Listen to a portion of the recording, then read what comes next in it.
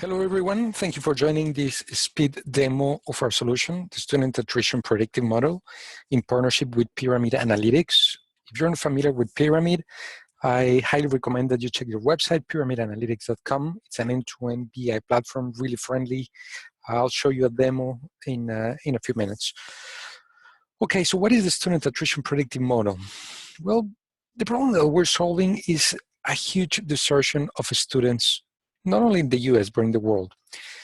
To be specific, in the US, about 40% of the students that start do not finish university. So it is a huge problem for public universities, for private universities. Just imagine the potential of a university to predict ahead of time the students that are not going to come back the next semesters. It's an early alert system that empowers the universities to retain students in the long term. So how does it work? Very briefly, we get every single signal, so this is a big data approach, every single signal that we can get from the student. So the student profile, the high school they are coming from, the distance that they have from the university, their GPA, how much they are involved in the university. There are many studies that show if a student is highly involved in the university, it's going to be less likely to leave the university. So in other words, that means if they're using the online system, if they're going to the library, if they are getting books, if they're logging into the gym, getting into the gym, so on and so forth. Also, we have the payment information, if they're paying on time or not, their grades, the assistance. So all this information is pushed into a machine learning model. So we're using artificial intelligence to identify the patterns of the students most likely to leave and not come back the following semester or trimester or term. So once we train the model and we validate it, the information is pushed on a bi-weekly basis, let's say, depending on the university, that could change. And the output that the university is getting is the student ID. We don't need to have private information. It could be an encrypted student ID, the risk score, and the attrition driver. So once the university has this, they need to start an intervention. So in order to have the big picture on all the components of the solution, so first we define the drivers, then we identify the students at risk. So that's where the predictive model starts working. And then most of the work that will be happening now, it's on the side of the university, and that is the intervention. They need to communicate with the students, they need to apply the solution, and they need to measure that back. And as you'll be able to see in our experience, what we've noticed is that about 60% of the success of this solution will be on predicting, communicating, and applying the solution. Okay, so let me show you very briefly a demo on Pyramid Analytics and the solution. So what you're seeing right now is all the information that you're seeing is fake, is demo. What we're using right here is Pyramid Analytics. So we group the students by deciles, so that way the university will be able to target the groups or the deciles with the highest risk of attrition. As we move from week 1 to week 16, of course, we have much more signals, and the model gets much more precise. So it went from 82 to 83%. Instead of Dallas, we can pick New York. As you can see, Pyramid is really friendly on how to navigate and use it. This first slide helps us validate the model to see how close we're getting to in terms of precision, in terms of measuring how good the model actually is, and the feature that is contributing the most to predict. So we have two models here for new students and regular students. Of course, there's going to be some information that is different. Let me show you a couple of extra slides. So here we're seeing a bit of aggregating information on the students that are leaving the institution. So by faculty, by age, by gender, by campus, by college type.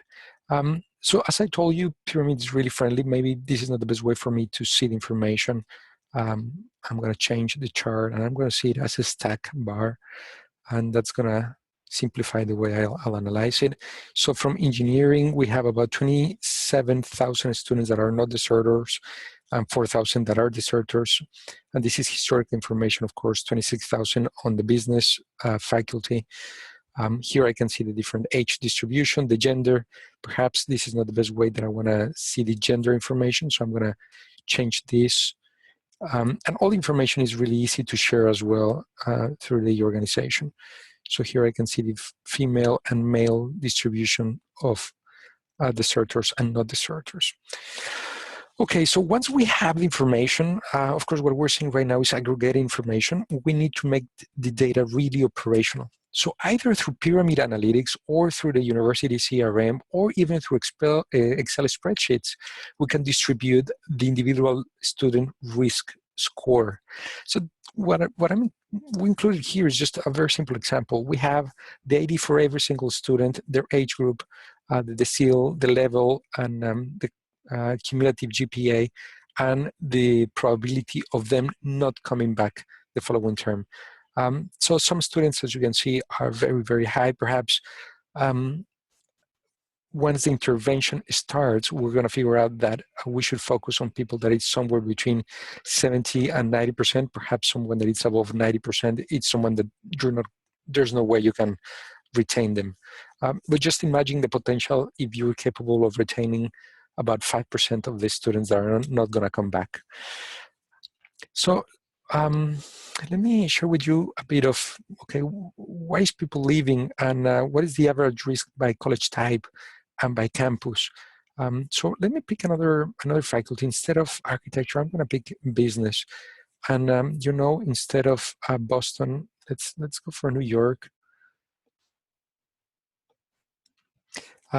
So I can see for New York the different, the average risk per faculty. And the age range, I can, of course, change to 26 to 30. And I can play a lot with information. So finally, why is people leaving? And that is something that it's important to see before you intervene each student. Because the intervention and the solution that is going to be proposed is going to be highly dependent on that. So here we can see on an aggregated level, again, for different weeks, regular students and students that are going to leave the institution, what are different factors?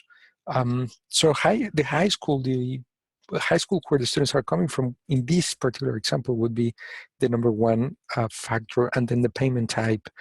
On number two, as you can see here, the payment. Number three, again, payment. Number four, entry type, perhaps. And that could change through time. Let's see if so if we're on week 15, payment type, it is really remarkable. So remember, payment type could be, and this is interesting, we've seen it for some working adult programs within universities. If students are paying with credit card or cash or check, it's highly correlated whether they'll come back or not. And most of the times it's because there's a financial constraint. Thank you very much. This was really fast. It'll be our pleasure to meet with you at your earliest convenience. If you have any questions, here is my email. My name is Miguel Molina Cosculluela. I'm a managing partner at Analyticus. And it'll be a pleasure to do this pyramid demo with you at your earliest convenience. Let us know. Thank you very much.